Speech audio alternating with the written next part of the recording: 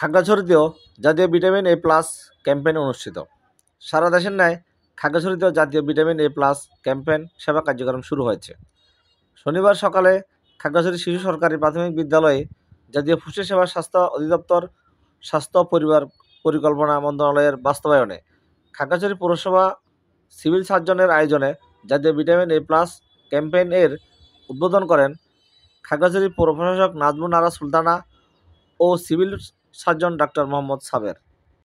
Khagrachari civil surgeon ডাক্তার মোহাম্মদ সাবের জানান, একইভাবে খাগড়াছড়িতে 9টি উপজেলায় 10টি স্থায়ী কেন্দ্র ও অস্থায়ীভাবে 938টি কেন্দ্রে মোট 1892 জন স্বেচ্ছাসেবক এবং স্বাস্থ্যকর্মীর মাধ্যমে ভিটামিন এ প্লাস ক্যাপসুল খাওয়ানো হয়েছে।